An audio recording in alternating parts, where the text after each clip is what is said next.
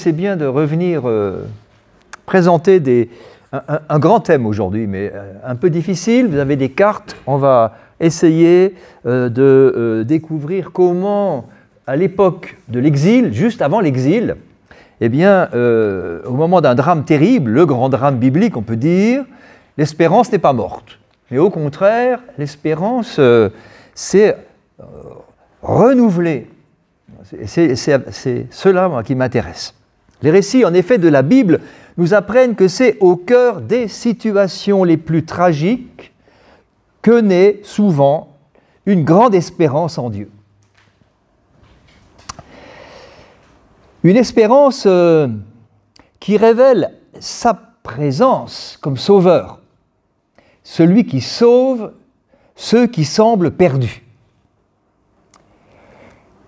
Quelques exemples comme ça, jetés, Joseph et ses frères. Situation de Joseph complètement fermée, qui devient le salut pour ses propres frères qui ont voulu le tuer. Autre exemple évidemment majeur, la sortie d'Égypte. On est en esclavage, et voilà que au cœur de cet esclavage, eh bien, la sortie d'Égypte fait naître l'espérance, bien sûr. Ou bien l'histoire de Job, ou celle d'Esther, ou celle de Jonas. Enfin, on pourrait multiplier les exemples.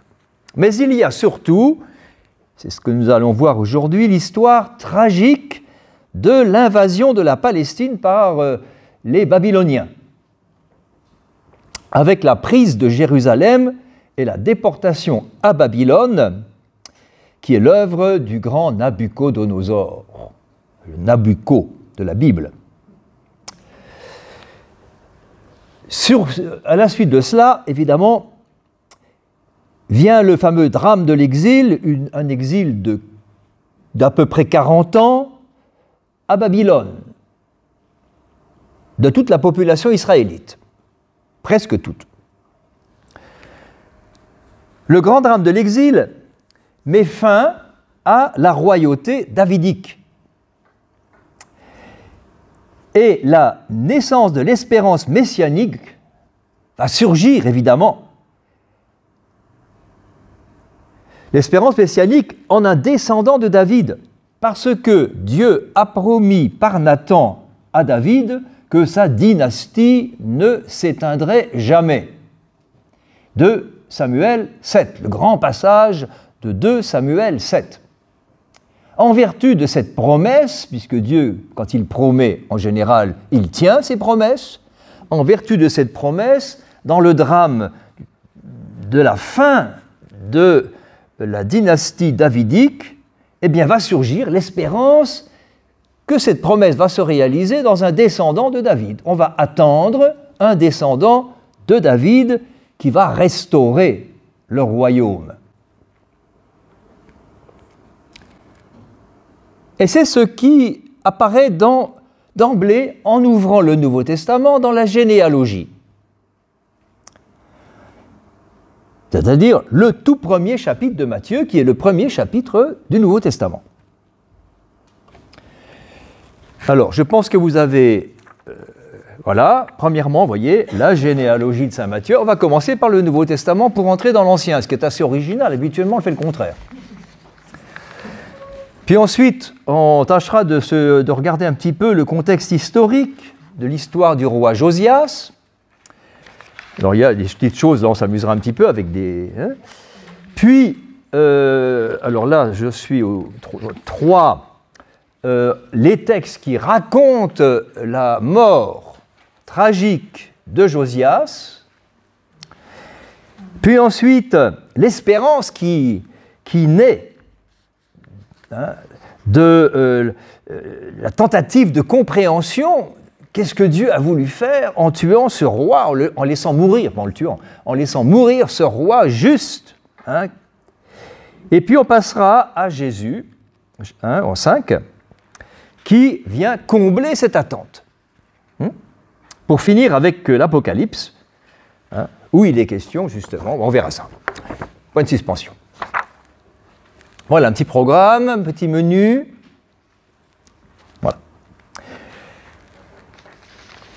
Donc je me référerai de temps en temps à ce document. Premièrement, donc, la généalogie de saint Matthieu. Alors qu'il est presque absent du Nouveau Testament, le personnage de Josias occupe une place toute particulière dans la généalogie, de celle de Matthieu, bien sûr. Matthieu va citer 2 fois son nom, comme il fait d'ailleurs pour tous les noms. Un tel engendra un tel engendra un tel, etc. Donc on cite 2 fois le nom. Josias apparaît donc 2 fois. Et son nom est associé au drame de la déportation. Dans la généalogie de saint Matthieu, il y a un seul événement historique qui s'y trouve, c'est la déportation à Babylone. Vous avez, j'ai mis ici, ce passage de la généalogie. Amon engendra Josias, Josias engendra Jéconias et ses frères au temps de la déportation à Babylone. Après la déportation à Babylone, Jéconias engendra Salatiel, etc. Salatiel engendra Zorobabel, etc. Vous savez qu'on a donc 3 parties dans la généalogie. Une première qui va jusque David, une seconde qui va jusqu'à la déportation à Babylone, et une troisième qui va jusqu'à Jésus. C'est le paradoxe d'ailleurs de cette généalogie, c'est que Jésus n'a aucun lien avec la généalogie. Il y rentre un peu de manière mystérieuse. Voilà.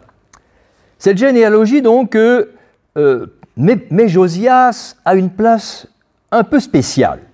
Quand on regarde cette généalogie, dans laquelle on devrait trouver, selon le verset 17, 3 fois 14 générations, en fait, on ne trouve pas 3 fois 14 générations. Je ne sais pas si vous avez déjà compté. On trouve 14 pour la première série, on trouve 14 pour la deuxième série, et 13 pour la dernière série. Alors, qu'est-ce que c'est que ça ? Il y a dû y avoir quelque chose de spécial. Eh bien oui, c'est pas fini. Vous allez voir que c'est pas fini. Il y a d'autres problèmes dans cette généalogie. Jéconias, il est dit donc que Amon engendra Josias, Josias engendra Jéconias. C'est faux. Jéconias n'est pas un fils de Josias. C'est très compliqué cette affaire. C'est pas son fils, c'est son petit-fils. C'est le fils de son fils. Le petit Jéconias, enfin le Jéconias quoi, en plus il n'a pas de frère. Alors on nous dit, n'est-ce pas, que Josias engendra Jéconias et ses frères. Mais Jéconias est fils unique. Problème. Que de problèmes avec tout ça, hein ? Bon. Les fils de Josias, selon 1 Chronique 3,15, sont les suivants. Joachaz, celui qui va régner, qui va succéder à Josias. Eliakim, le second, qui va aussi régner, et qui va avoir un fils, le fameux Jéconias. Sédécias, qui va régner ensuite également.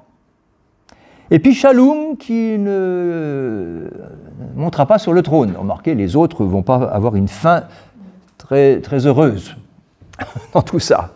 Surtout le pauvre Sédécias, devant qui on va tuer ses enfants, et après on lui crèvera les yeux pour que ça lui reste bien dans la mémoire. C'était des supplices tout à fait sympathiques. Bon. Donc, manifestement, on a bricolé cette généalogie. Alors, j'ai essayé, probablement, avant d'insérer l'événement de la déportation à Babylone, on devait avoir quelque chose comme ça. Josias engendra Joachim et ses frères, bien sûr, puisqu'il a eu beaucoup de frères, celui-là. Joachim engendra Jéconias, c'est juste. Jéconias engendra Salatiel. Là, on récupère une logique généalogique qui colle. Ce que donc on peut conclure, c'est qu'on a bricolé pour insérer l'événement de la déportation à Babylone. Voilà, Josias, on a court-circuité, engendra Jéconias et ses frères au temps de la déportation à Babylone, puis on répète, après la déportation à Babylone, Jéconias engendra. Donc, c'est la trace de l'importance qu'on a donnée à l'événement de la déportation à Babylone, qu'on a inséré dans une généalogie. Elle n'a rien à y faire, puisque normalement la généalogie, c'est une succession de générations. On n'a pas inséré des événements. Alors là, on l'a inséré. Pourquoi a-t-on fait ça? Sans doute, on a fait ça pour mettre en évidence l'importance du personnage de Josias. Du coup, Josias apparaît comme celui qui termine cette série. Jéconias la reprend après la déportation. Donc Josias apparaît comme, ce qui est d'ailleurs pas tout à fait juste, parce que Jéconias, c'est avant l'exil, c'est pas après. Mais bon, on sent bien que c'est un peu compliqué. En insérant l'événement, eh bien, on a mis en évidence le fait que, vous voyez, David termine la première série, Josias la seconde, et Jésus la troisième. Bon, c'est en quelque sorte une manière littéraire de mettre en évidence l'importance de Josias. Du coup, on associe Josias et la déportation à Babylone, comme si Josias avait à voir, il est mort avant, comme s'il avait à voir avec l'événement de l'exil. En associant le roi Josias au drame de la déportation du peuple à Babylone, l'intention de Matthieu, est-ce que c'est Matthieu qui a bousculé, modifié une généalogie existante avant lui? Est-ce que c'est Matthieu qui lui-même a dit « moi je mets maintenant la déportation dans la série » On ne sait pas. Mais enfin, en tout cas, mettons que ce soit lui.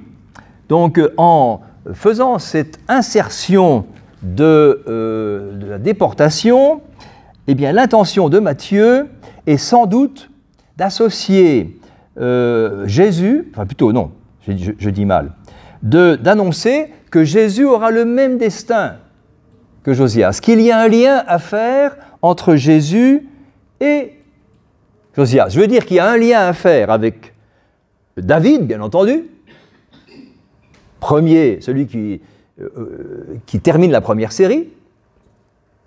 Donc il y a un lien, Jésus va être fils de David, c'est très important. Dans sa définition, il faut qu'il soit descendant de David. Du coup, il serait aussi quelque part fils de Josias, le dernier, dans la série des rois davidiques. Et puis il arrive au bout de la troisième comme celui qui va sauver la dynastie. Vous voyez ? Du coup, le personnage royal de Josias prend une grande importance, d'autant plus que la Bible le qualifie de juste. C'est pour ça que c'est très intéressant. Alors, regardons, si vous voulez, Alors, je vous ai mis ici une petite carte. On va passer au contexte un petit peu historique. Dans le premier point, j'ai mis le passage de la généalogie, à gauche, puis à droite, l'hypothèse. Donc j'ai supprimé évidemment la déportation à Babylone et j'ai reconstitué un hypothétique maillon manquant. Ça va ? Donc, le contexte historique du roi Josias. On va évidemment tourner aujourd'hui autour du personnage de Josias en qui se profile déjà Jésus, pour les auteurs du Nouveau Testament, pour Matthieu, bien entendu. Alors, j'ai mis exprès cette petite carte parce que on va voir apparaître eh bien, que tout autour, tout s'est écroulé. Le royaume d'Israël, au moment où Josias est roi de Judée, sombre. Hein, les Assyriens viennent de prendre Samarie et le royaume d'Israël disparaît. Hein. Il ne subsiste que le petit royaume de Judée, Juda ou Judée. Vous voyez, ce n'est pas très grand hein, sur la carte. C'est la partie centrale, hein, avec capitale Jérusalem. Hein. Et eh bien, peu de temps après Josias, ce petit royaume-là va sombrer dans le grand empire babylonien. Hein, et va donc, la population eh bien, va être emportée à Babylone.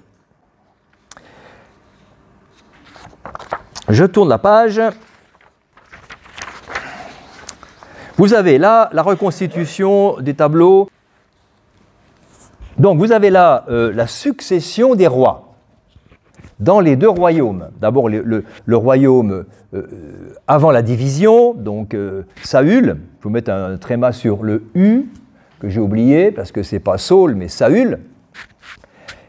Et ensuite, Saül est évincé, et c'est David, et c'est donc la dynastie davidique qui commence avec David, puis Salomon, puis à partir de Salomon, après Salomon, le schisme et les deux royaumes, royaume du nord et royaume du sud. 10 tribus au nord et 2 au sud. C'est quand même incroyable. Hein? Et vous avez la succession donc des rois. On arrive, donc vous voyez, à la prise de Samarie hein, au 8e siècle, 721, et donc la disparition du royaume du nord, après une succession de plusieurs rois. Tous les rois du nord sont qualifiés de mauvais rois.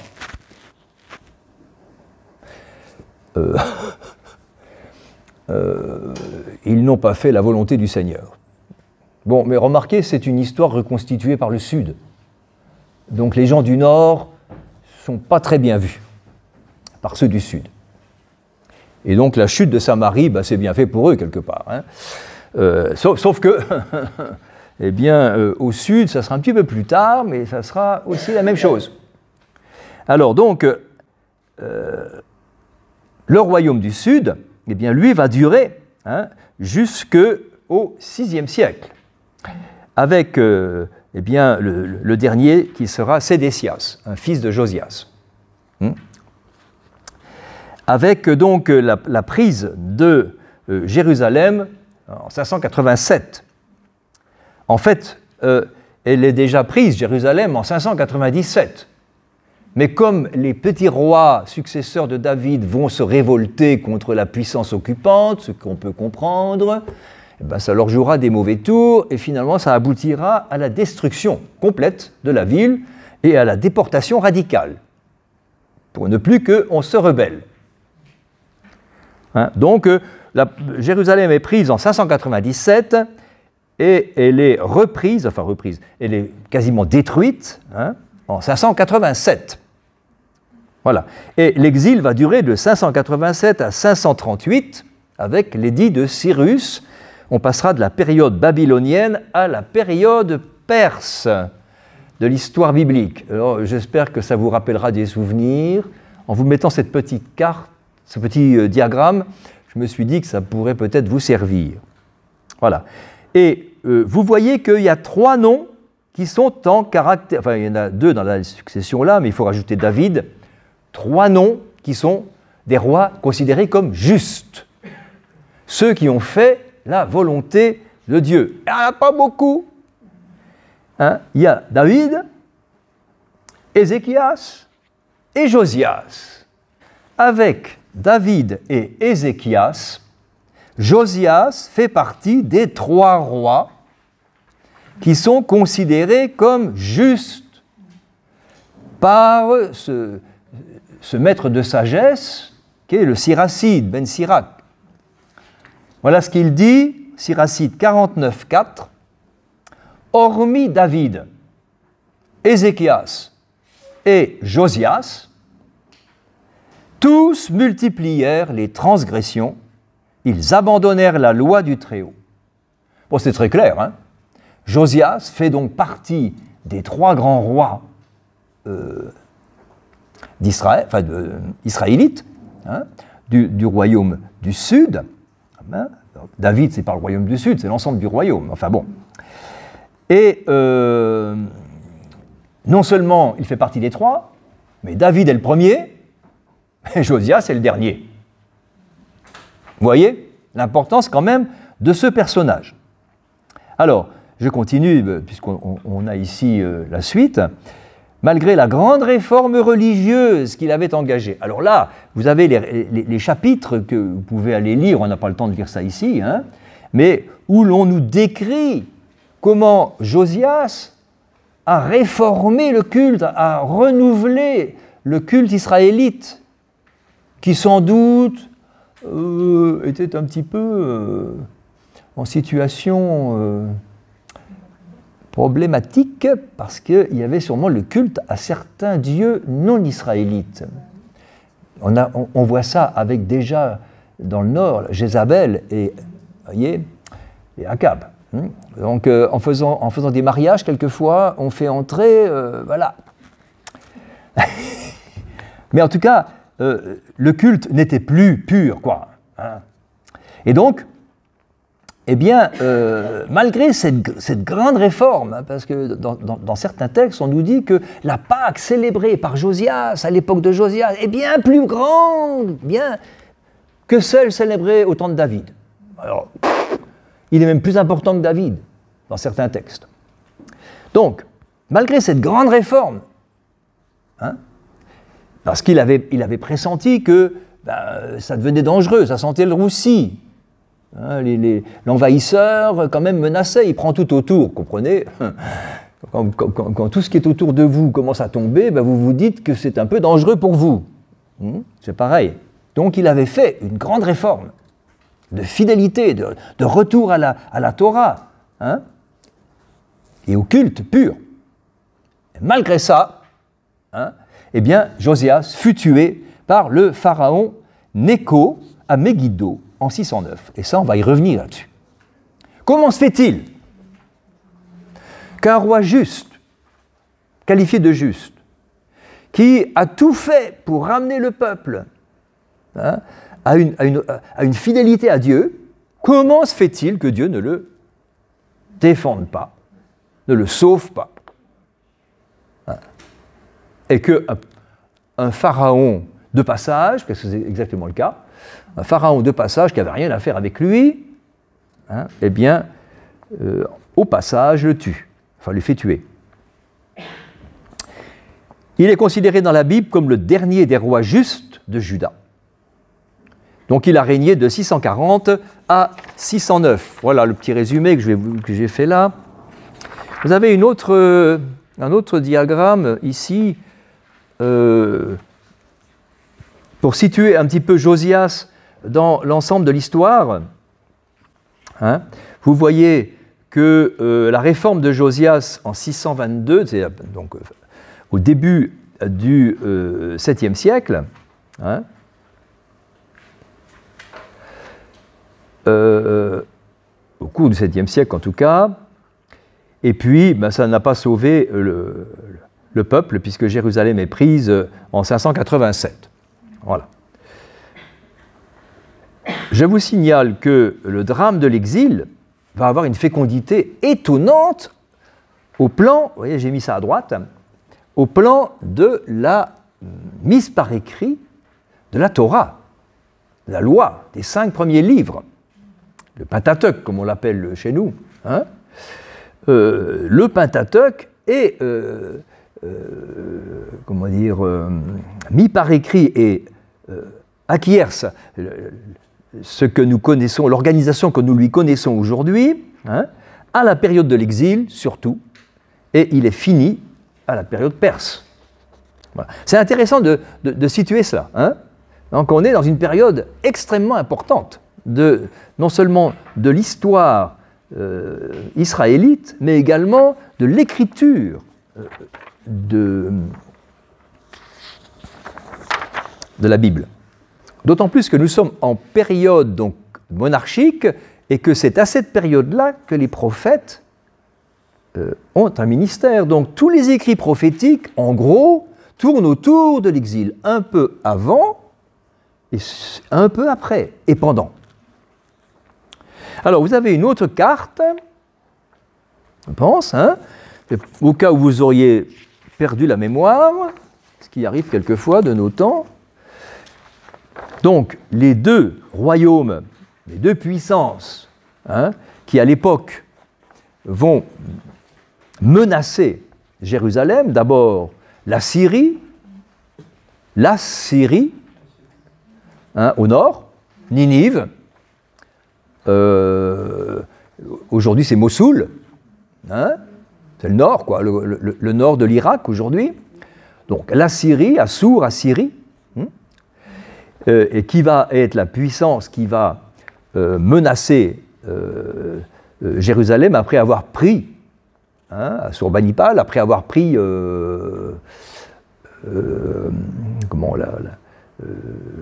la capitale du Nord, donc, hein, Samarie, et qui met le siège à Jérusalem, qui fait le siège de Jérusalem, et qui va être tellement menacé par la Babylonie qui fait sécession et qui va devenir la puissance montante, comme la Babylonie va essayer de mettre à bas, et va y arriver, la Syrie, eh bien le roi d'Assyrie revient à toute vitesse, mais il ne sauvera pas son royaume. Mais il va faire appel contre la Babylonie à l'Égypte. Et c'est là que le pharaon Nécho intervient. Voilà. La Syrie appelle au secours l'Égypte. Le pharaon Nécho va venir d'Égypte à travers la Palestine pour aller vers le nord, donc sur l'Euphrate, rencontrer le roi babylonien avec... Non, le roi babylonien avec... il est allié de la Syrie contre Babylone. Ça se passera mal puisqu'il sera refoulé, mais bon. Et puis la Babylonie en dessous, hein, ben ça on connaît, hein, Bagdad on connaît, Babylone, Bagdad, c'est le sud donc de l'Irak. D'accord ?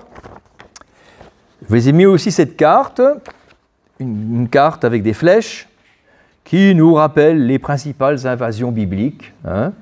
Elles sont numérotées. Hein. Vous avez donc la première, la Syrie. Vous voyez ?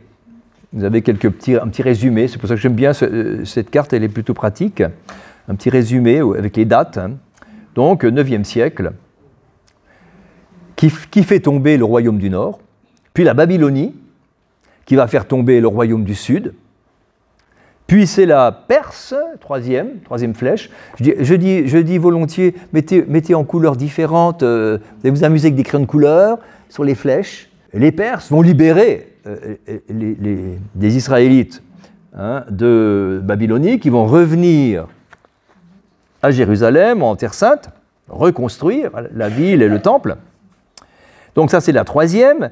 Et puis les Perses, ils vont aussi se faire renverser par Alexandre. 4e flèche, vous voyez, qui vient, hein, de la Grèce, de la Macédoine. Ça va ? Et puis, ma foi, les successeurs d'Alexandre, les Séleucides, qui vont se trouver à Damas, seront renversés par Pompée et les Romains. Ça vous donne cette histoire en raccourci. Eh bien, passons, si vous voulez bien, à la mort de Josias. C'est ça qui nous intéresse le plus.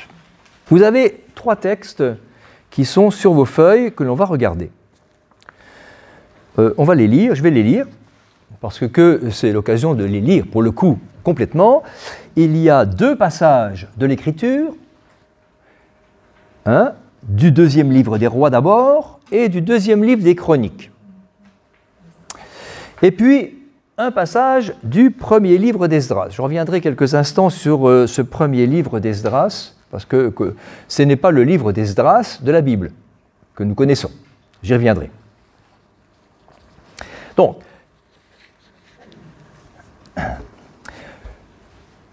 Josias est un roi juste.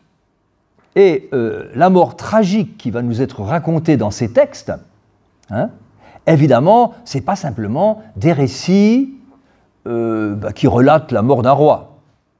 C'est des récits où se pose la question de savoir qu'est-ce que Dieu a fait en tolérant ou en laissant faire la mort, la mise à mort d'un roi juste, d'un juste.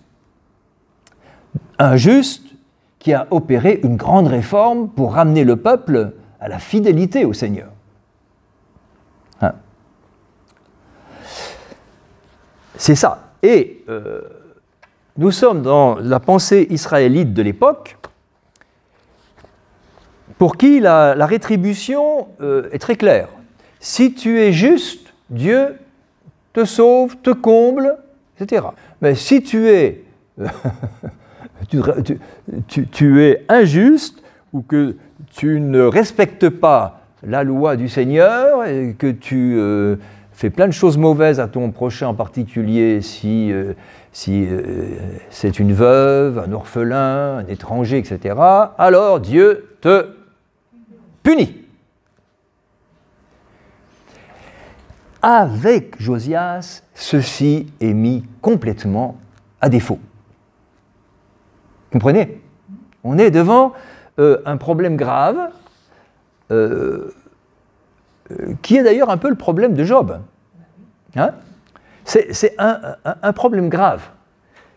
Comment Dieu peut-il permettre de ne pas sauver celui qui est juste? Voilà. C'est pas possible. Il y a un problème. C'est que celui qui est juste ne l'était pas. Ben, on va voir ça. C'est comme ça qu'on va essayer de trouver la solution. Et puis, ça va bouger. Hein? Le travail de l'interprétation croyante va être obligé de secréter une autre manière de voir. Et c'est ça qui est intéressant, parce que c'est ça qui va conduire à l'interprétation dans le Nouveau Testament de la mort du Christ. Vous voyez, on est dans un événement, et en comprenant ce qui se passe pour Josias, on va voir pourquoi Jésus est mort, lui, le juste. Là aussi, pourquoi Dieu n'a pas sauvé le juste par excellence, qui est son fils. Alors, je prends le premier récit. Durant ces jours, le pharaon Nécho, roi d'Égypte, monta rejoindre le roi d'Assyrie, vers le fleuve Euphrate. On voit très bien, si vous prenez la carte, hein, le mieux c'est de prendre cette carte-là. Voilà l'Égypte. Hein. Donc, le roi d'Égypte, Nécho, va monter pour aller jusqu'à l'Euphrate que voici l'Euphrate. Hein. Donc, il monte par là, là c'est du désert, on ne traverse pas avec une armée. Hein. Pour aller en Orient, il faut aller vers le nord et ensuite suivre le cours des fleuves. Avec une armée, il faut qu'elle mange et qu'elle boive. Ah, oui, il n'y a pas de secret. Donc, il y a l'armée assyrienne, hein, et puis l'armée égyptienne. Ils vont tenter de se rejoindre sur l'Euphrate, hein, pour affronter le roi, enfin l'armée du roi babylonien. Voilà. Donc, pour aller livrer bataille avec son allié assyrien, il faut qu'il monte avec l'armée jusqu'à l'Euphrate. Il passe donc ici, en Palestine. Pas à Jérusalem, c'est dans la montagne. Il passe dans la plaine, par la Via Maris, la voie de la mer. Donc, voilà que le petit roi Josias se dit, tiens, je vais aller l'intercepter, celui-là. Qu'est-ce qui vient passer? Donc il descend de sa montagne avec sa petite armée, en pensant que Dieu allait lui donner la victoire. Vous voyez? Donc il intercepte, il n'y a rien à voir là, mais il intercepte. Bon, donc je reprends le récit. Donc le pharaon Nécho, roi d'Égypte, monta rejoindre le roi d'Assyrie vers le fleuve Euphrate. Ça va maintenant dans votre tête, c'est bien? Non. Le roi Josias marcha à sa rencontre.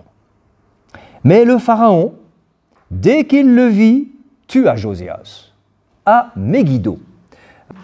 Alors Megiddo, c'est dans le Carmel. Si vous voyez à peu près la topographie de la Palestine, hein, vous avez la mer, vous avez la montagne, hein, où se trouve Jérusalem et toutes les villes, et puis entre la montagne et la mer, il y a donc une grande plaine, avec des petites collines. Et puis, vers le nord, eh bien, la grande plaine bute sur une montagne qui est en travers, qui s'appelle le Carmel. D'où vient la tradition spirituelle carmélitaine, évidemment. Hein. C'est les ermites du mont Carmel qui ont commencé cette tradition. Alors, là, il y a 3 passes étroites, où on peut passer de la grande plaine de la mer à la grande plaine de la Galilée. Il n'y a pas de solution, il faut passer par là. Ou alors il faut descendre dans la vallée du Jourdain, où il fait une chaleur à crever, où il n'y a rien à manger, et donc c'est pas par là que les armées passent. Hein. Donc il traverse la passe de Megiddo. Megiddo est la ville qui se trouve à la sortie du côté de la Galilée.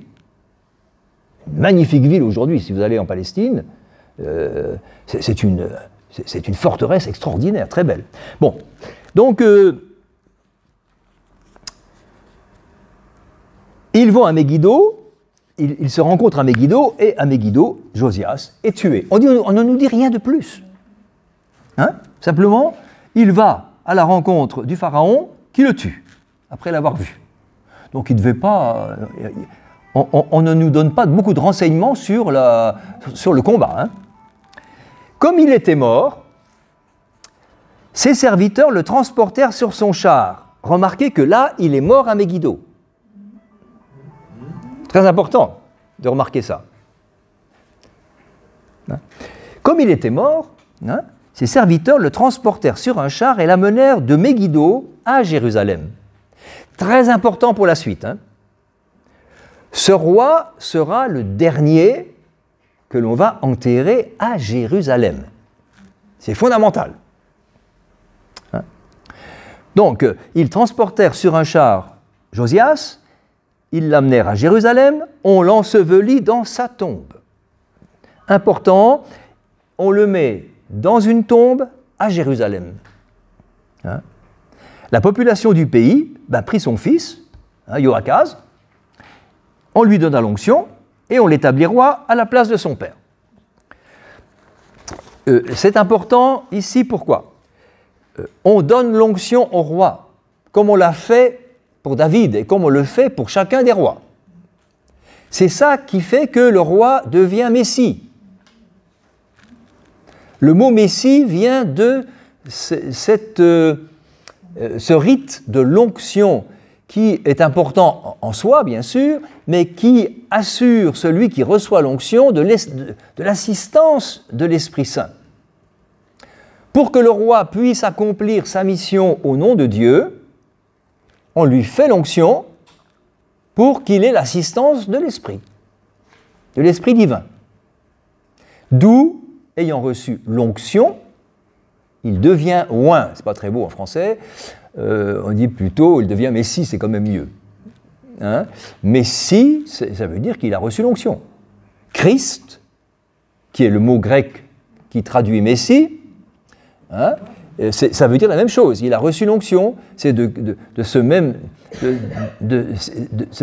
mot, on peut presque dire, que vient le mot crème, Saint Crème, qui sert à faire l'onction encore aujourd'hui. Hein? Voilà.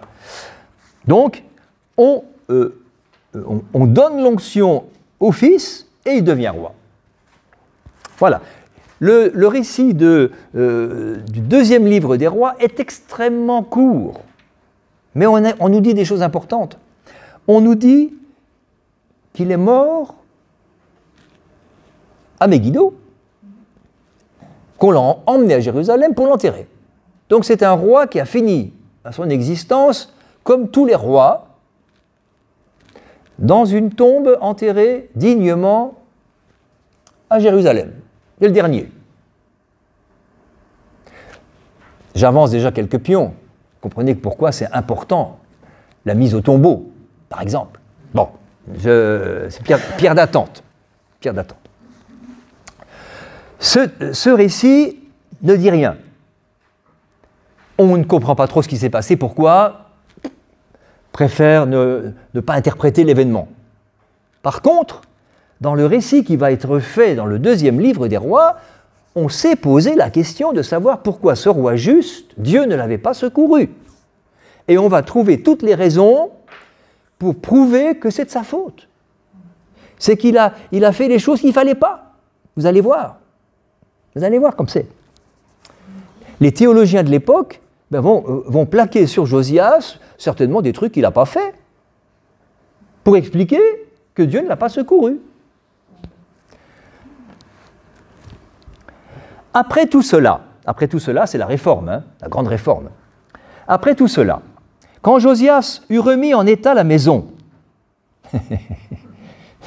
donc le royaume, le roi d'Égypte, Nécho, monta livrer bataille à Carchemish, sur l'Euphrate, et Josias partit à sa rencontre. Nécho envoya des messagers pour lui dire « Qu'y a-t-il entre nous, roi de Juda ?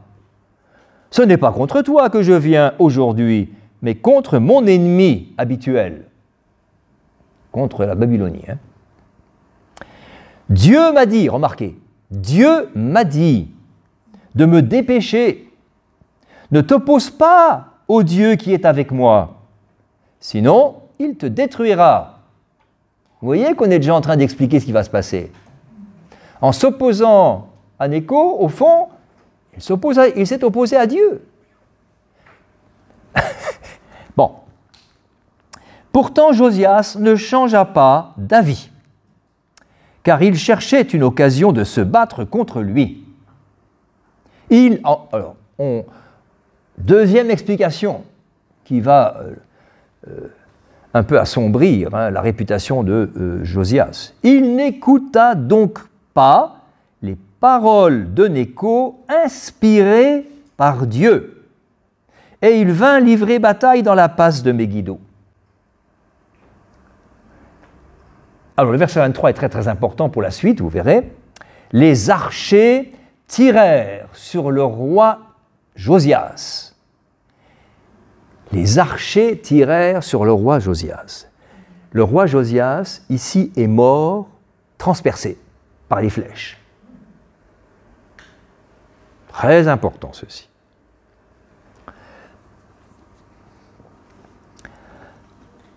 Alors il dit à ses serviteurs, « Emportez-moi, car je suis grièvement blessé. » Ses serviteurs l'emportèrent hors de son char de combat, le mirent dans un second char et le conduisirent à Jérusalem. Il n'est donc pas mort ici, à Megiddo, mais il va mourir à Jérusalem, ce qui est encore mieux.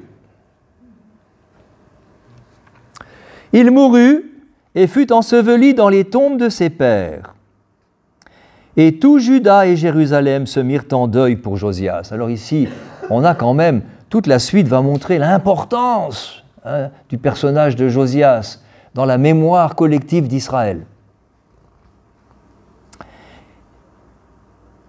Jérémie composa une complainte sur Josias, même le grand prophète Jérémie.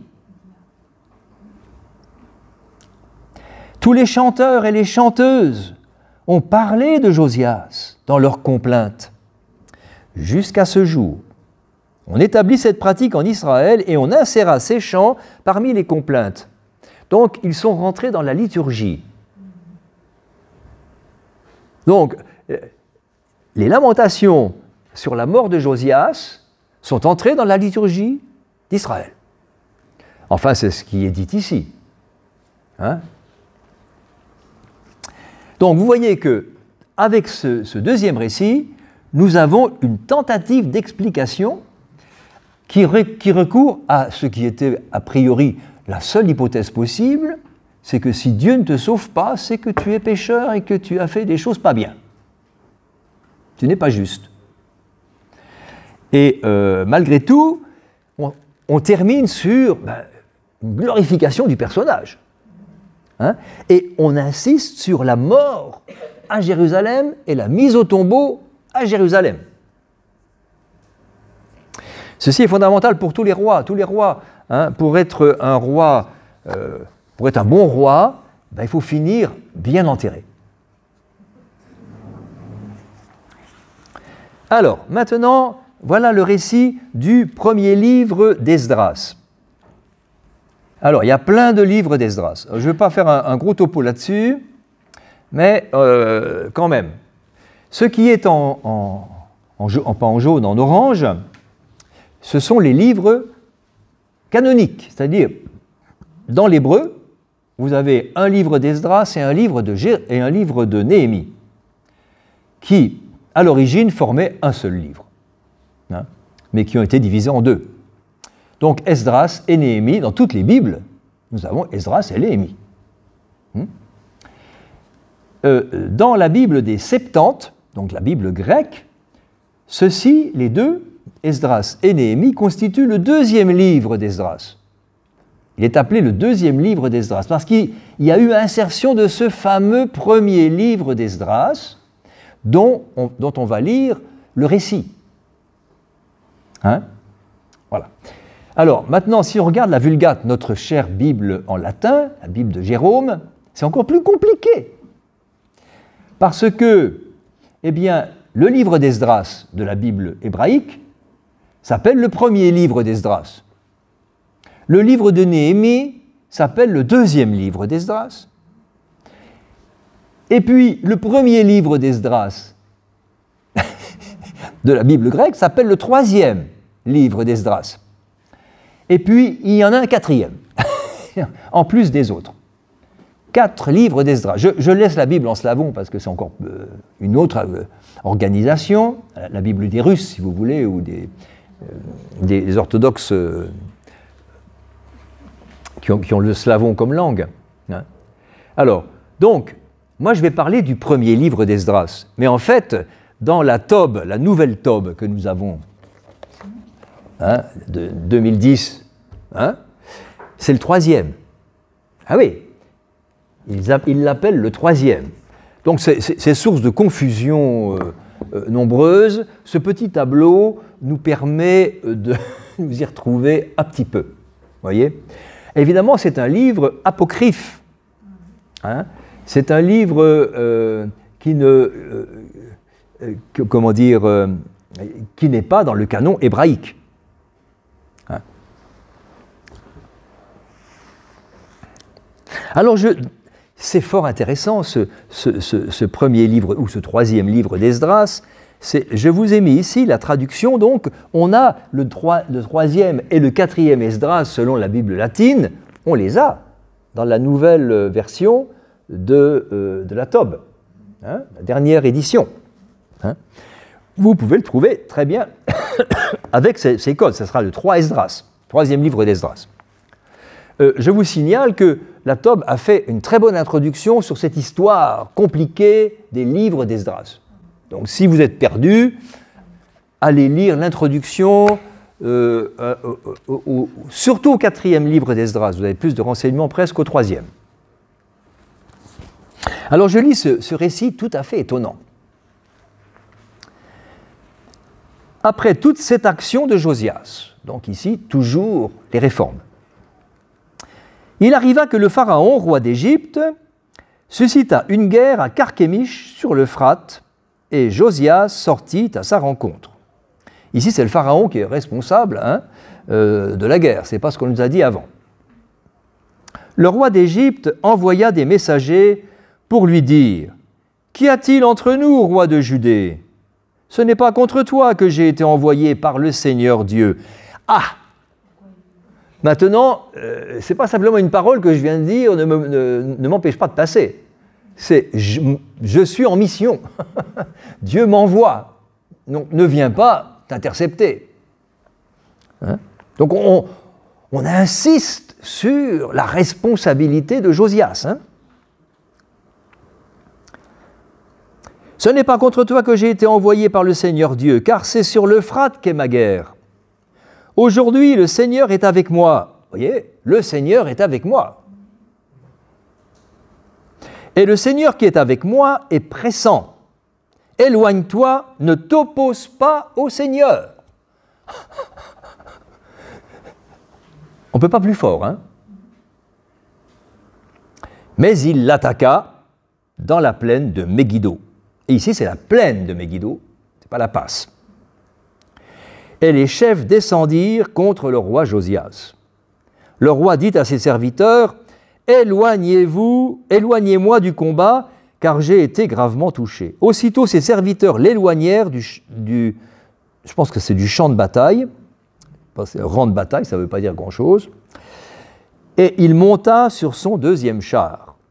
Une fois transporté à Jérusalem, donc là encore, il meurt à Jérusalem, il passa de vie à trépas et fut enseveli dans le tombeau de ses pères. Dans toute la Judée, on observa le deuil de Josias, et le prophète Jérémie composa sur lui des lamentations. Et ceux qui siègent au premier rang, avec les femmes, se lamentèrent sur lui jusqu'à ce jour. On publia qu'il en serait toujours ainsi pour toute la descendance d'Israël. Vous vous rendez compte? L'histoire de ces événements est écrite dans le livre des rois de Judée et celle de l'action de Josias, sa gloire, son intelligence dans la loi du Seigneur, ses actes précédents et les actes de maintenant, est détaillé dans le livre des rois d'Israël et de Juda. Bon, il est responsable, manifestement, du drame, mais c'est quand même un grand roi. On maintient les deux aspects. Comment se fait-il? On n'a pas la solution. On a accentué le fait que la solution, il faut la trouver selon la bonne logique de la rétribution. C'est de sa faute. On a un quatrième récit. C'est Flavius Joseph qui nous raconte ça dans les Antiquités juives, mais je vais le laisser tomber parce que ça serait un peu long, hein, mais il y en a un quatrième. Il y a même une petite mention de cette histoire dans Hérodote. Alors, on en arrive au point très important, c'est-à-dire l'interprétation de tout ça et voir comment l'espérance, malgré le drame, a été renouvelée. Dans le récit du chroniste, donc 2 chroniques, hein, et dans le premier livre d'Esdras, le refus de Josias d'obéir à un avertissement qui lui est lancé au nom de Dieu par le pharaon Nécho apparaît comme une tentative d'introduire une cause directe du désastre de Megiddo conforme à la traditionnelle logique de rétribution. C'est Josias qui, par son refus d'obéir à Dieu, est donc personnellement tenu responsable du désastre. Ça colle, pas de problème. Enfin, ça, si, il y a un problème, parce qu'il est juste. C'est un gros problème. Mais, tant pis, il n'a pas obéi à la parole. Dans le premier livre d'Esdras, c'est bien le Seigneur Dieu qui a parlé par la bouche de Nécho. Et Josias n'a pas écouté Jérémie, qui parlait au nom du Seigneur. Quand on regarde les traditions juives, les traditions midrashiques autour de Josias, elles insistent sur sa droiture, sur sa justice, parce qu'il a réformé. Hein, c'est un grand réformateur de la religion israélite. Et elle laisse entendre que sa mort n'est pas une conséquence de sa désobéissance à Dieu, mais la conséquence des péchés d'idolâtrie du peuple. C'est-à-dire que la tradition orale juive va développer une autre logique d'interprétation. Ce n'est pas à cause de Josias qui était juste, mais à cause des péchés du peuple que Josias a payé. Très intéressant. Les Midrashim, donc les Midrash, développent abondamment le motif de Josias, trompé dans son effort de réforme, par un peuple qui continue à vénérer ses idoles en cachette. Vous voyez, en secret, on va dans le sens de la réforme, mais en fait, on fait tout le contraire en dessous.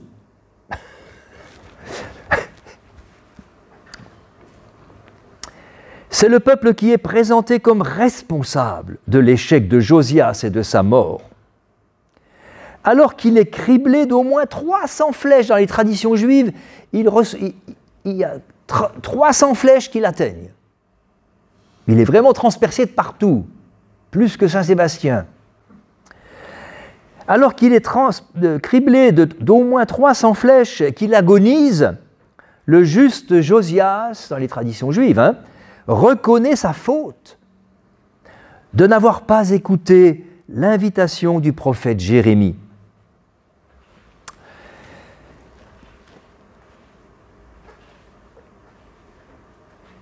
De plus, ça c'est intéressant, dans les traditions juives, la justice de Josias est soulignée parce qu'il réplique à Jérémie en citant un verset biblique. Il cite la parole de Dieu en réponse à la parole de Jérémie. Et il cite Lévitique. C'est bien plus fort que Jérémie. Il cite la Torah. Il cite Lévitique 26, 6. « L'épée ne traversera pas votre pays. » Donc il s'est interposé pour que l'épée ne traverse pas le pays. Donc il est allé pour pratiquer la volonté de Dieu, vous voyez. Il aurait donc, selon ses traditions, répondu ça à Jérémie. Oh. Josias est ainsi présenté comme un roi qui part en guerre en raison de sa fidélité à la parole de Dieu. Voilà qui change tout. Vous vous rendez compte ? Il y a donc ici une mise en cause de la logique de rétribution. Le roi juste a payé de sa vie les fautes du peuple.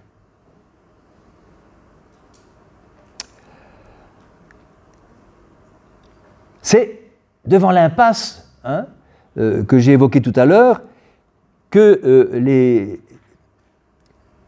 la tradition juive a interprété autrement l'événement de cette mort. Le juste, Josias, est mort à la place du peuple infidèle, qui ne s'est pas converti, du moins en profondeur. Le châtiment de Dieu qui aurait dû se porter contre le peuple à cause de ses péchés, comme l'avait annoncé Jérémie, s'est porté sur le roi et sur sa dynastie.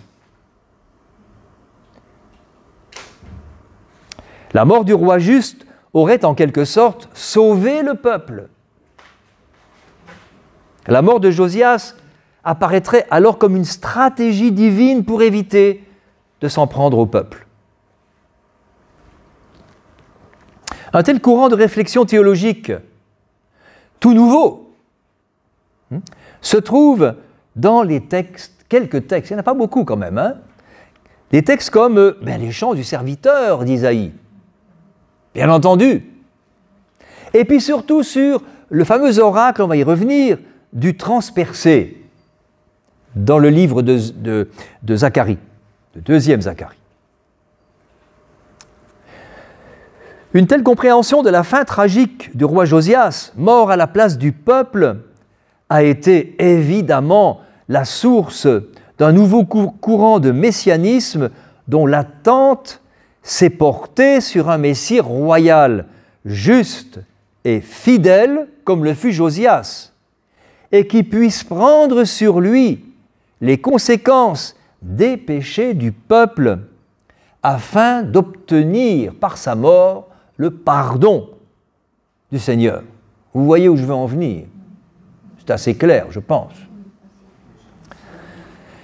C'est à ce courant messianique quelque peu estompé dans l'Ancien Testament que se réfèrent les évangiles, bien entendu, pour montrer que la mort de Jésus accomplit l'Écriture et qu'elle est conforme au mystérieux plan de salut de Dieu.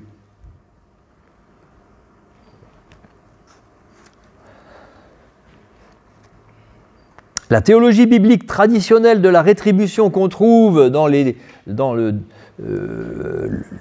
deuxième livre des Chroniques et le premier livre d'Esdras, ou le troisième, comme vous voudrez, a fait place ici à une théologie de la substitution. Il y en a un qui prend sur lui ce qui, normalement, aurait dû atteindre les autres.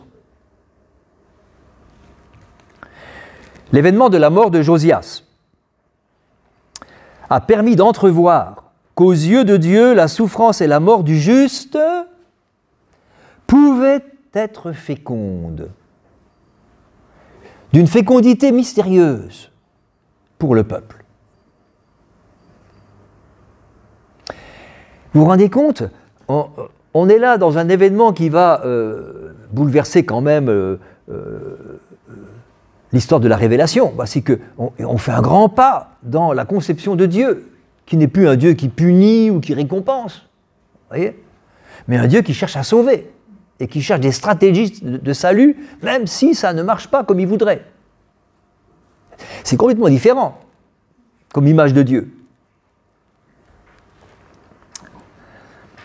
Cette interprétation s'est déployée dans le 4e chant du serviteur d'Isaïe et dans le chapitre 12 du livre de Zacharie, où le nom même de Megiddo est mentionné. Il semble évident que, pour moi c'est évident, pas pour tout le monde, pas pour tous les exégètes ne sont pas d'accord là-dessus, mais ça ne fait rien, on ne va pas discuter, mais il me semble évident que tant dans le 4e chant du serviteur d'Isaïe que dans le chapitre 12 du livre de Zacharie, c'est Josias qui est derrière les personnages anonymes qui n'ont pas de nom, le serviteur et le transpercé. La mort du juste Josias, non sauvé par Dieu à Megiddo, a ainsi été comprise comme une mort à la place du peuple, pour que celui-ci puisse continuer à vivre. C'est à ce courant de messianisme souffrant, à ce courant de messianisme que le Nouveau Testament, évidemment, a recouru pour donner sens à l'incroyable mystère de la mort de Jésus.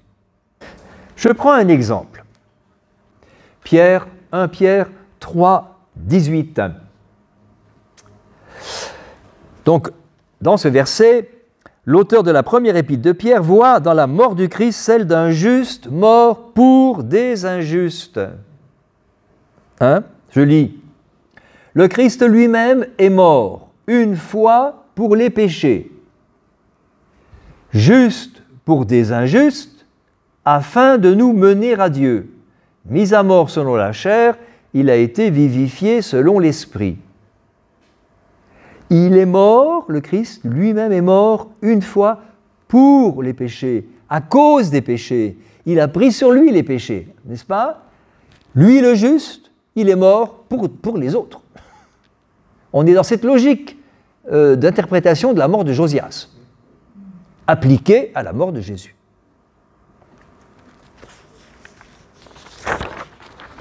La formulation « Christ est mort » ou a souffert à cause des péchés, juste pour des injustes, évoque ici celle d'Isaïe 53, 11. C'est une reprise des expressions qui sont dans le 4e chant du serviteur souffrant. Sur lequel l'auteur de la première épître de Pierre médite au chapitre 2. Non seulement le serviteur est appelé juste dans Isaïe, mais selon le texte grec des Septante, il y est précisé qu'il justifiera les multitudes. Le juste va justifier les autres, les pécheurs. C'est fantastique. Non seulement il prend sur lui les conséquences du péché des autres, mais en plus, il justifiera ceux dont il a pris les péchés sur lui. C'est quand même incroyable. On est bien là dans cette interprétation de l'incompréhensible mort du juste, dans une perspective antique, ancienne. Ça ne marche pas. Dieu ne rétribue pas. La mort du juste est un scandale. sauf si elle a sens pour les autres. Ça va, vous me suivez, hein? Voilà donc pour le point 4. Alors, le point 5, maintenant, on va appliquer ça à Jésus. J'espère que je ne suis pas trop long. Ça va? On a commencé en retard. Hein. Alors, Jésus, qui vient combler l'attente depuis Josias, en quelque sorte. C'est bien ça que nous fait comprendre la généalogie de Matthieu. La dernière partie de la généalogie nous conduit à Jésus. On va de Josias à Jésus. Bon. Je vais donc prendre deux textes. Vous voyez, le transpercé, et puis la question de la mise au tombeau. 2 points, en fait. La figure du transpercé.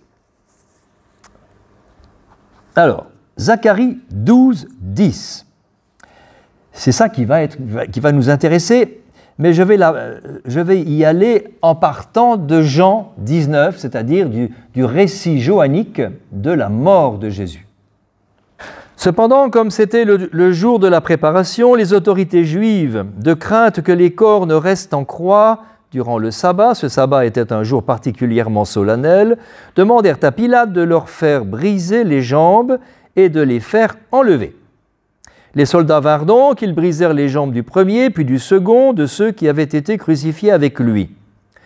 Arrivés à Jésus, ils constatèrent qu'il était déjà mort, et ils ne lui brisèrent pas les jambes. Mais un soldat, d'un coup de lance, le frappa au côté, et aussitôt il en sortit du sang et de l'eau. Celui qui a vu a rendu témoignage, et son témoignage est conforme à la vérité. Et d'ailleurs, celui-là sait qu'il dit ce qui est vrai, afin que vous aussi vous croyiez. En effet, tout cela est arrivé pour que s'accomplisse l'Écriture. Pas un de ces os ne sera brisé. Il y a aussi un autre passage de l'Écriture qui dit « Ils verront celui qu'ils ont transpercé ». Deuxième citation, évidemment, vient de Zacharie.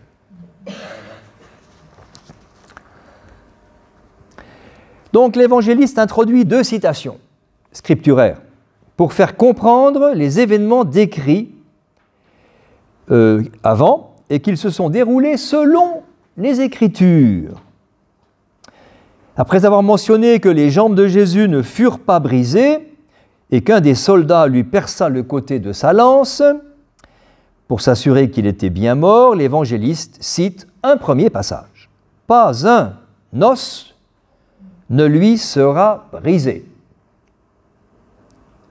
Bien sûr, c'est le supplice qui consistait à briser les jambes des condamnés pour accélérer leur mise à mort et peut-être aussi un peu leur souffrance. Parce que tant qu'on peut pousser sur les jambes, on allège le poids du corps sur les bras, qui étouffe. Parce que si le corps s'effondre, on ne peut plus respirer. Et alors on agonise. Bon. Donc bien sûr, on brisait les jambes pour accélérer le processus de mort. Lui, il était déjà mort. Donc, très bien. Ça, c'est historiquement, c'est probable. Hein. Mais il en profite, le rédacteur, là, Saint Jean, il en profite pour dire que ça accomplit les Écritures. Pas un os ne lui sera brisé. C'est le psaume 34. Hein, les versets 20 et 21 du psaume 34, du psaume du juste souffrant.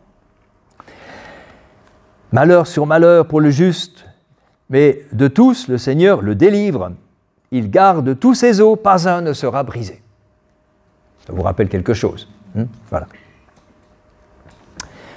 C'est une manière de nous dire que celui qui est là, qui a été crucifié, c'est un juste. Intéressant. Ce psaume est un psaume du juste souffrant, mis à mort.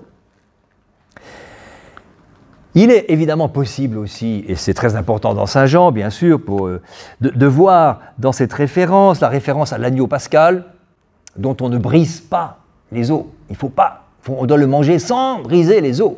Hein. C'est dans l'Exode comme dans les Nombres, cette référence. Hein. Deuxième passage, cité, ils regarderont celui qu'ils ont transpercé. Très intéressant, parce que là, on est renvoyé à Zacharie, dont je vous ai dit tout à l'heure qu'on ne pouvait comprendre ce verset qu'en référence à Josias, dont les flèches l'ont transpercé. Hein, il a été transpercé par la flèche, hein, dans un récit où les flèches, dans les traditions juives. Bon. Cette référence, on la retrouve en Apocalypse 1,7. Vous avez les références là. Hein. Cette référence à Zacharie, ou transpercé, on retrouve ça dans le verset 7 du chapitre 1 de l'Apocalypse. « Tout œil le verra, même ceux qui l'ont transpercé. » Donc là, on est projeté à la fin des temps. Et on retrouve également, mais pas exactement transpercé, mais le thème, disons le logion en quelque sorte, on le retrouve en Matthieu 24, 30. Que ce soit Apocalypse 1,7 ou Matthieu 24, 30, ce verset est associé à Daniel 7, la vision, hein, du Fils de l'homme. Derrière ce personnage anonyme de l'oracle du prophète Zacharie se cache probablement, presque sûrement, la figure de Josias. Hein. On en a il y a plusieurs arguments pour soutenir cette hypothèse. D'abord, il faut relire tout le passage, hein, mais d'abord, le grand deuil de la maison de David et de tous les habitants de Jérusalem, ça nous renvoie à Josias. La grande lamentation sur un personnage qui est qualifié de fils unique, dans le prophète Zacharie, là encore, hein, ayant été mis à mort avec la complicité du peuple, la lamentation faite sur Josias, le passage qui évoque la vallée de Megiddo, quoi encore, hein, enfin la plaine de Megiddo, et puis les archers du pharaon Nécho qui tirèrent sur Josias dans le 2e livre des Chroniques et qui l'ont transpercé. Ils l'ont mis à mort par le... Ils regarderont celui qu'ils ont transpercé. Ah, remarquez que c'est un peu compliqué ce verset. Il y a plusieurs possibilités d'interprétation, mais je laisse cela de côté. C'est trop compliqué. En faisant cette citation de Zacharie 12, l'auteur du 4e évangile évoque sans aucun doute le personnage de Josias, même s'il ne le dit pas. Le sens ainsi donné au coup de lance permet, outre de souligner la réalité de la mort du crucifié, il faut avoir l'argument, on a transpercé son cœur, quoi, hein, pour qu'il soit bien mort. On ne fasse pas dire qu'il a fait semblant. Ça, c'est possible. Mais il est bien mort et on l'a enterré. Très important. Hein?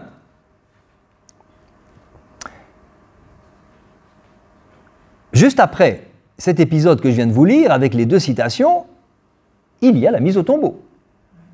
Juste après. L'absence de sépulture équivalait souvent dans la Bible à une malédiction. Les récits de la mort de Josias mentionnent qu'on a ramené son corps à Jérusalem, où il fut inhumé dans son tombeau et dans la paix.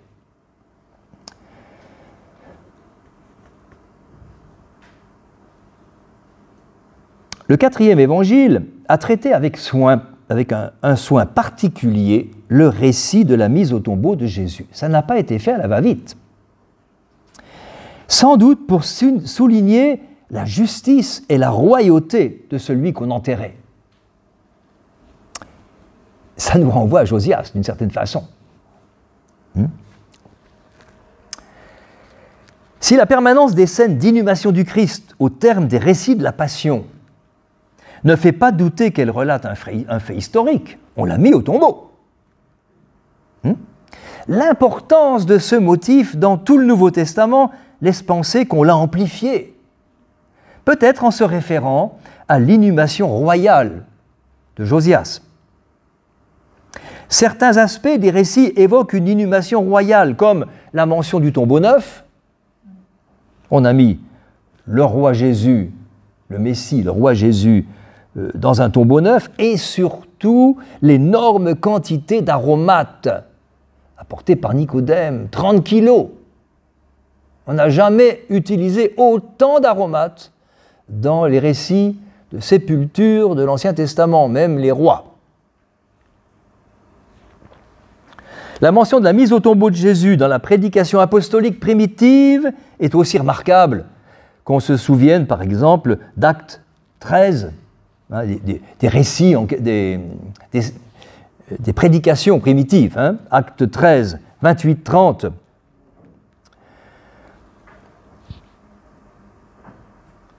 La formule du credo insérée par Paul dans la première aux Corinthiens, vous avez la référence, chapitre 15, versets 3 à 5, est intéressante.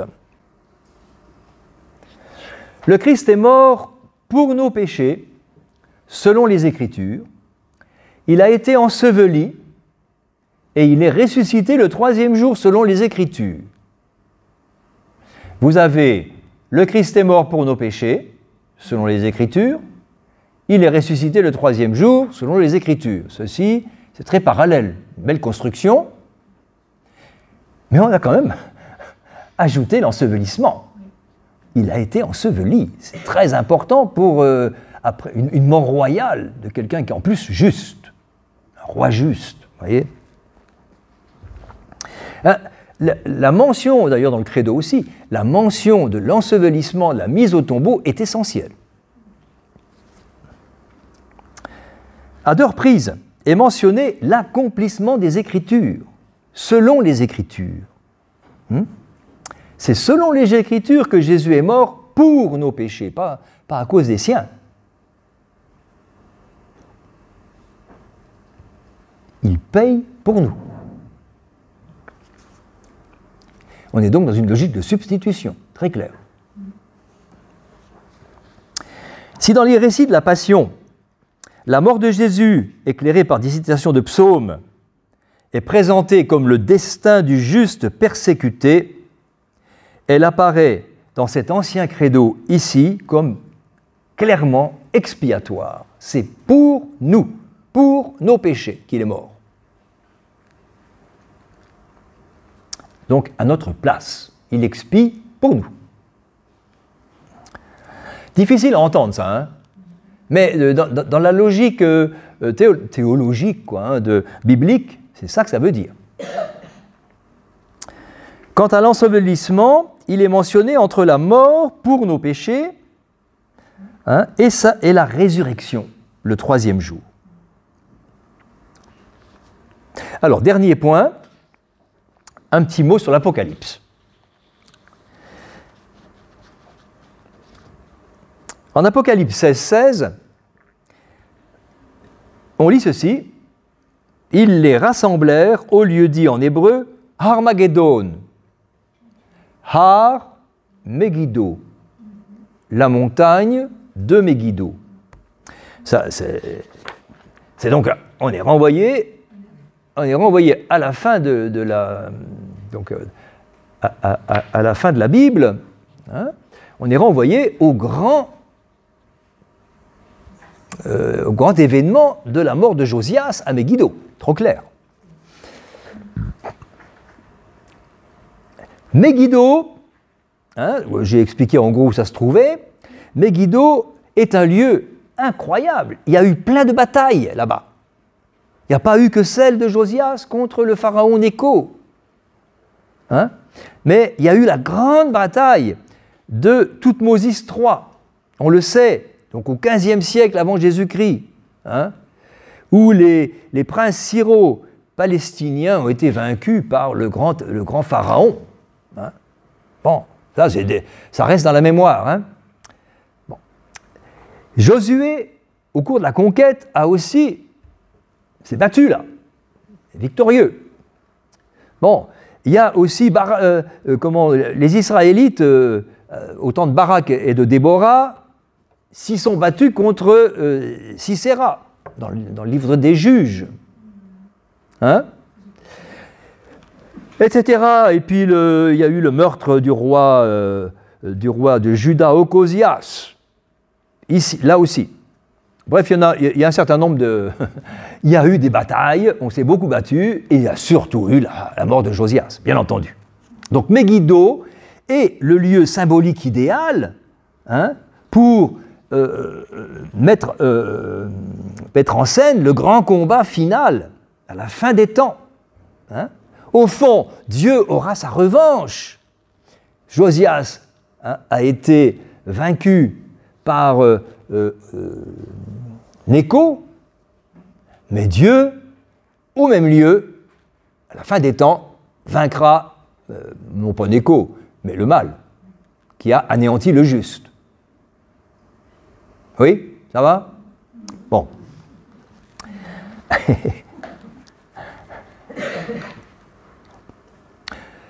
Le nom de Armageddon, ça donne des films, ça. Hein, ça fait couler beaucoup de... Hein, Armageddon, oh. Bon, Apocalypse, quoi. Armageddon apparaît comme le seul lieu où doit se tenir le grand combat, le combat du grand jour du Dieu Tout-Puissant, hein, comme une sorte de revanche sur celui qui fut perdu par Josias. C'est le lieu parfait pour la mise en scène d'une revanche sur les puissances du mal dont Nécho apparaît comme un symbole.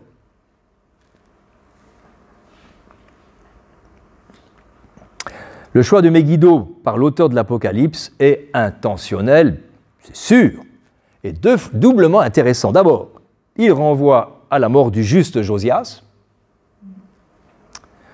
Puis deuxièmement, il est question de la montagne de Megiddo. Har, en hébreu, ça veut dire montagne. Mageddon, Har, Megiddo, donc la montagne de Megiddo, qui s'oppose en quelque sorte à la montagne de Sion dont il a été question quelques chapitres plus tôt. On a ceux qui sont sur la montagne de Megiddo qui vont s'opposer à ceux qui sont sur la montagne de Sion. Les mauvais et les bons. Alors je cite là, pas cité beaucoup de monde, mais Jean-Pierre Prévost qui a commenté l'Apocalypse, hein, dans un bouquin publié chez Bayard. Voilà ce qu'il écrit. En lui donnant le nom de montagne, Jean confère à Megiddo un statut géographique qu'elle n'avait pas en réalité, puisque Megiddo n'est pas dans la montagne, plutôt dans la plaine. La ville de Megiddo est sise dans une plaine. Jean fait ainsi de la montagne de Megiddo, lieu de rassemblement des forces démoniaques, l'antithèse de la montagne de Sion, où sont déjà rassemblés pour la louange les 144 000 rachetés qui marchent à la suite de l'agneau vainqueur. Important puisque, vous voyez, l'agneau dont Saint Jean laisse entendre, l'agneau pascal, laisse entendre, hein, qu'il s'agit de lui quand on transperce le côté et que l'on respecte les os.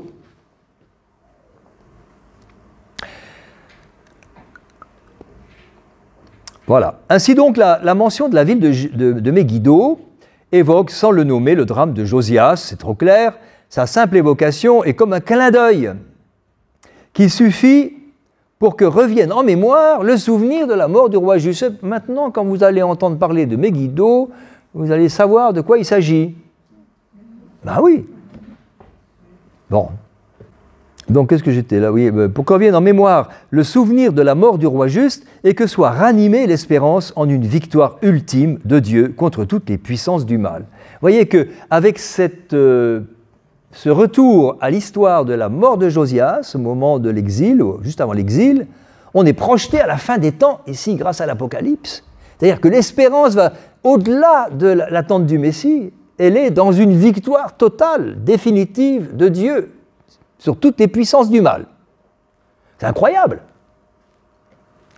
Conclusion. Celui qui a définitivement remporté la victoire de Megiddo, ben c'est le Christ.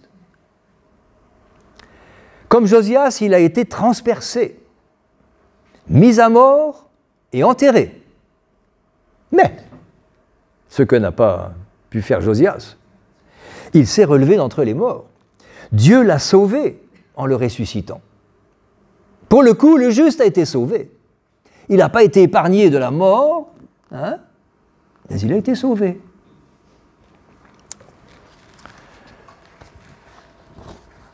On retombe dans la rétribution, en quelque sorte, mais d'une manière saine. Je vais vous lire un petit passage du Père Lagrange, mais j'aime beaucoup le Père Lagrange. Ben, bon, c'est un peu vieux, 1931. Bon, à propos de Zacharie 12-13, donc, il écrit ceci. Le texte évoquait simplement le souvenir du désastre de Josias, dans la plaine de Megiddo. Zacharie nous apprend seulement que le nom propre du lieu où l'on se lamenta était Hadad-Rimon.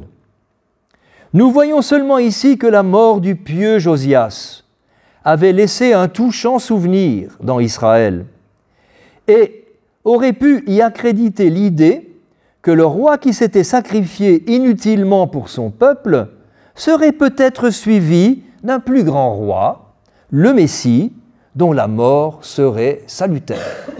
Ben voilà, je trouve que là nous avons la clé, un petit peu de ce long itinéraire que nous venons de faire.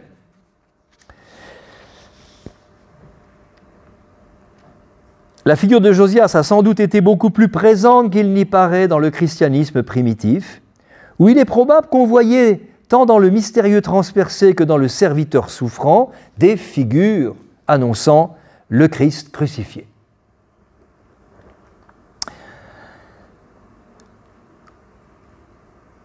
Pourquoi Josias est si peu présent alors dans le Nouveau Testament, comme dans l'Ancien d'ailleurs? C'est là-dessus que je terminerai. Il y a comme un effacement de la figure de Josias. Il y a comme un effacement, déjà perceptible dans l'Ancien Testament. Parce qu'au fond, le drame du juste qui meurt, ça ne plaît pas.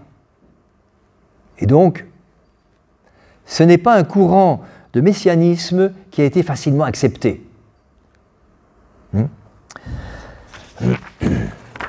Le courant de messianisme, donc souffrant, n'a pas été bien reçu, même si on en garde des traces dans les psaumes, parce que les psaumes l'ont gardé. Beaucoup de psaumes évoquent ce messianisme souffrant. Et aussi dans le livre de la sagesse. Mais c'est à ce messianisme-là que le christianisme naissant s'est référé pour interpréter la mort tragique du Christ en croix.